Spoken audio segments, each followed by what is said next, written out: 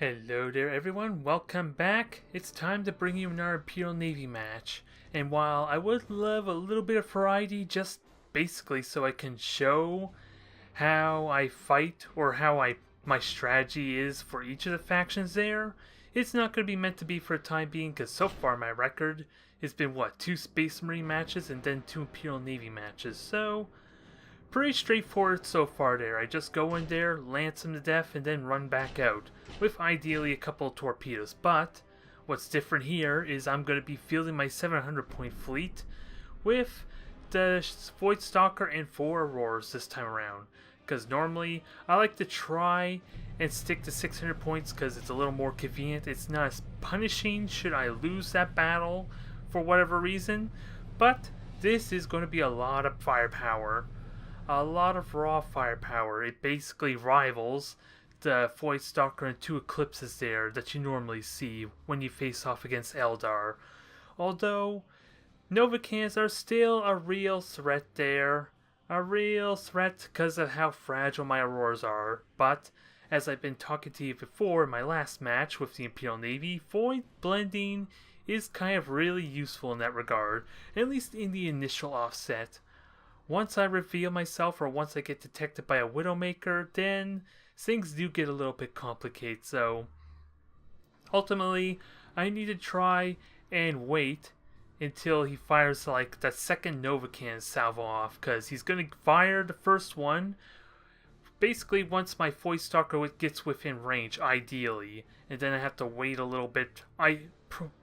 What I'm hoping to do when I encounter a real Novacan spammer, or was it 3-4 Novacan fleet, is to try and wait until the second Novacan shots go off before I go strike in aggressively with my Auroras and Void Stalker. Because even if he detects me with the with the Widowmaker there, he's not going to be able to do a lot about it there. Aside from maybe lances and a couple of bombers from like the Marses. But we are going in there. It's definitely looking like that. That's what my mindset immediately speaks to me there, is that he is going like 4 Novacan capable ships.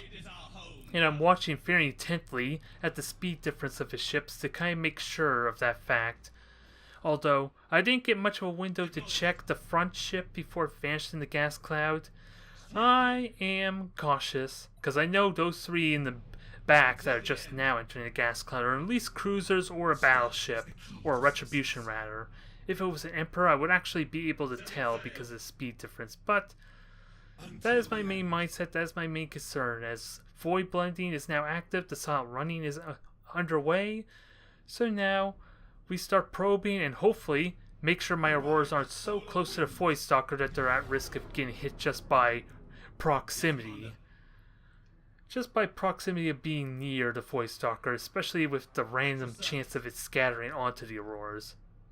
So far it's looking like the cruisers I've been fearing, because they're all going at basically the same speed. They are spraying out a little bit though, going 2 by 2, and that kind of is alright for me there.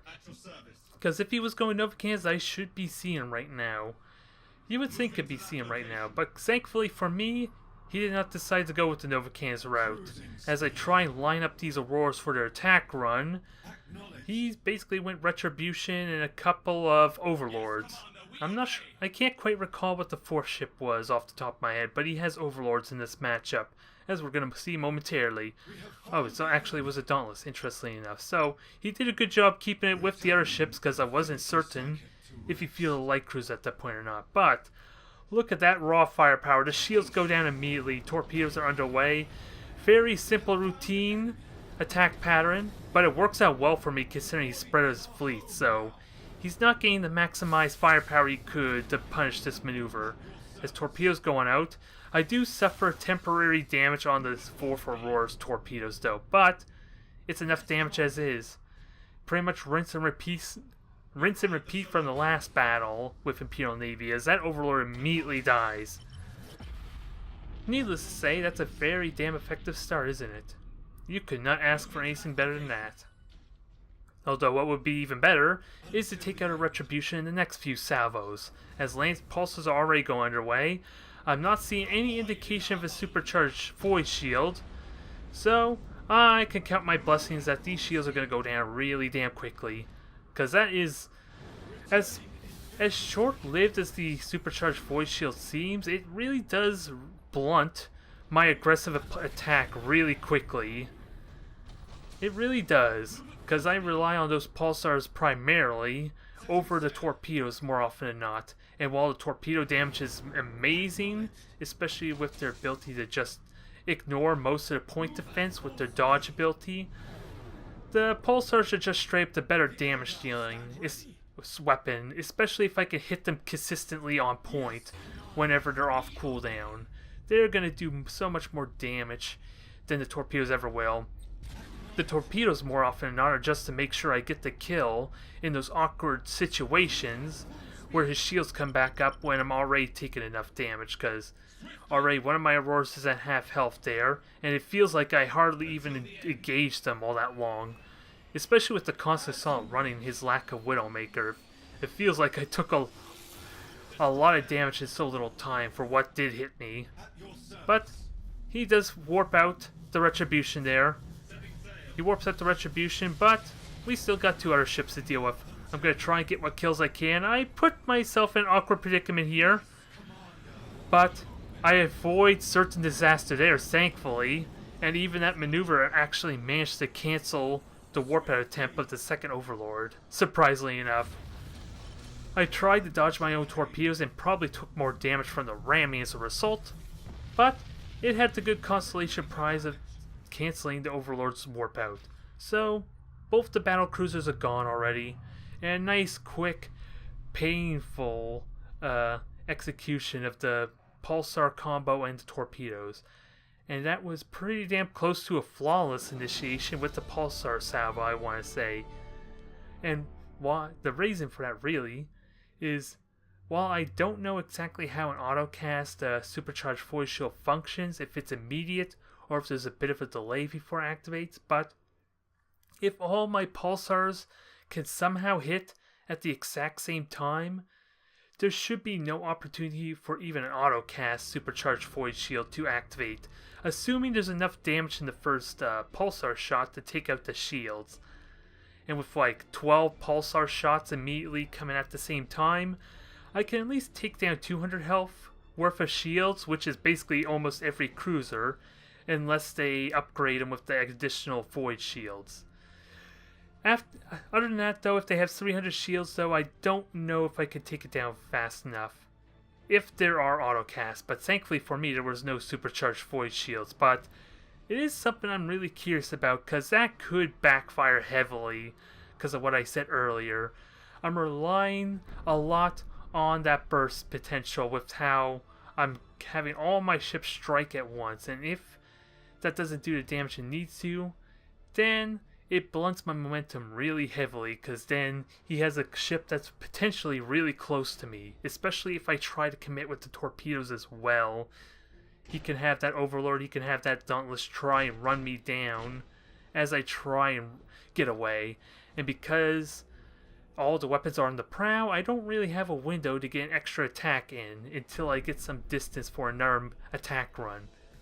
Because if I try and engage too close, then, well, I have no hollow field, or I lose on my hollow field because, well, I have to stand still if the auto attacking is any indication, or I have to continue flying at them manually, and that risks a heavy ramming attempt, which, if that Aurora was any indication, is not something I want to do. That is certain disaster as well there, so keeping them at that safe 6,000 unit distance is pretty much required.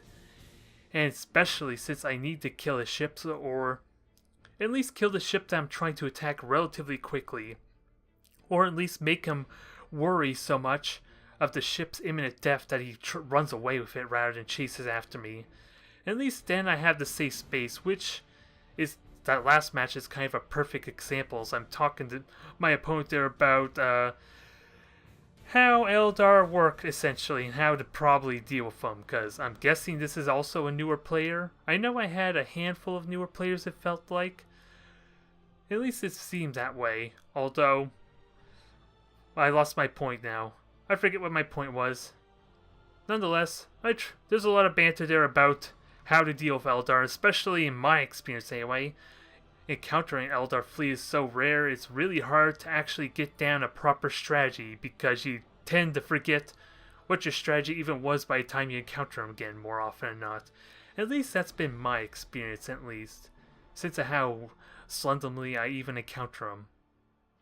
But nonetheless, so long as I can keep his ships at a safe 6,000 unit range, further ideally for the purposes of the silent running, then I'm in good shape for another attack run as soon as my pulsars come back up, quite frankly.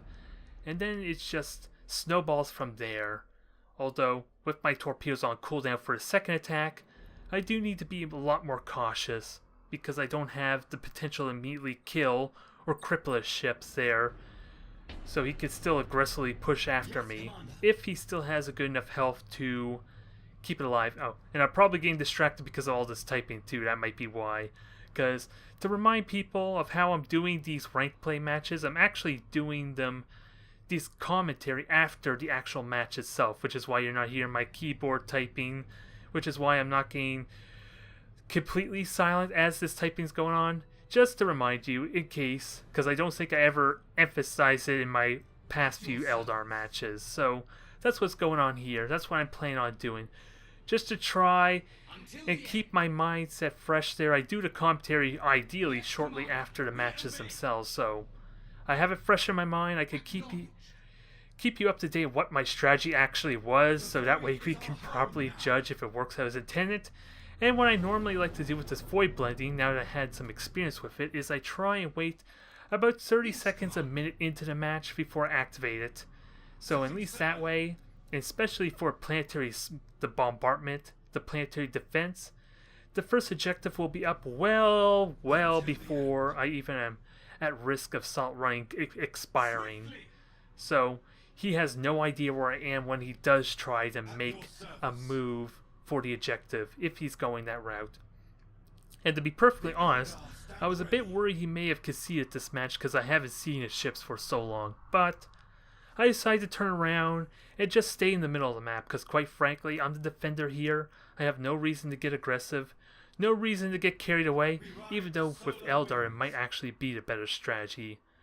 But at least in this position I have more stasis bombs to serve as a fallback plan, because if I were to engage him aggressively, or like in that cruiser clash of last match, I only have one stasis bomb in the Void Stalker. Here, I have a lot more potential with 3 stasis bombs available to me that I can use for falling back and just keeping myself at a safe distance like I talked about. So, here comes this first ship all by its lonesome. I'm a little confused what's going on here as I start my attack run. Do a little bit of a blind fire there. Not really certain what the ship is, but we get a full salvo nonetheless. A full salvo as the Dauntless is revealed. So we go in there, we just gonna make his day. Make his day, although I did kind of forget to lob the torpedoes in. Although, to be fair, with how small the ship is, it is really hard to hit. Especially since I launch bombers anyway. But that void explosion immediately after I repair, and with the fire result no less, is going to be felt. That's like going to be 300 health about by the time that fire goes out. Or, quite frankly, it just cancels out the repair I just did. So we're stuck at about 200 points worth of damage to a Dauntless, a light cruiser that did practically nothing almost, aside for a couple of macro battery shots and quite really just a boring attempt, I think. But we're in good shape as far as point advantage wise, so we're fine in that regard. I'm just taking my time, letting him make his move, because again, I haven't burnt my torpedoes. I'm kind of waiting for the fire to go out, and of course get a little bit extra time for the repairs to come back on cooldown later on in this battle. And he decides to field nothing but dictators apparently for this matchup. And while the bombers would actually be useful, or his fighters rather, are useful for dealing with the burst potential of the bombers on the Void Stalker, they're not up to the task for these torpedoes, and sadly this third torpedo is way too close. I did boost badly there because of the angle, but I did turn my ship to get a good facing, but it was sadly too close to get the torpedo hit. But even with his fighters up.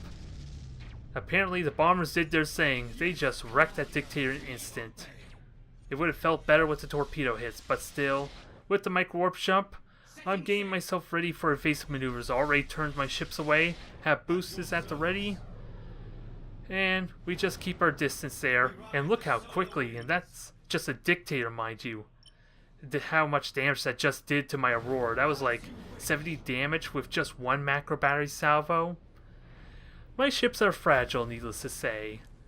You wouldn't think I need to take their macro batteries seriously, but after watching a hit like that, 2 or 3 of them with that lucky hits would almost immediately heavily damage my Aurora. Pretty damn close anyway. And let's not forget about the torpedoes and the bombers he could send after him as well to kind of finish the deal. It would not be pleasant. It's something you need to keep in mind. These things will die quickly when they start getting hit.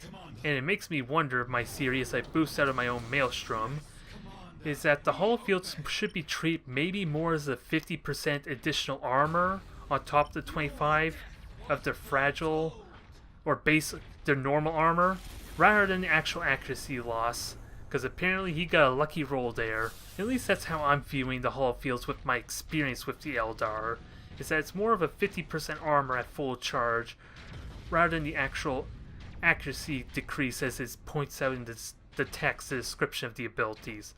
But, needless to say, this is a pretty straightforward match.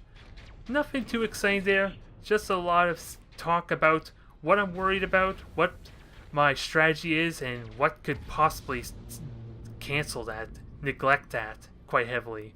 Because I am concerned about his supercharged void shields blunting my first strike to potentially kill an isolated ship there, as I do kind of I do advertise my YouTube channel a little bit there, but mainly, hopefully, to help him out with his Eldar matches a little bit, because with my Space Marine matches, with the 2 matches I did in the championship, I like to say I have a good idea how to fight Eldar.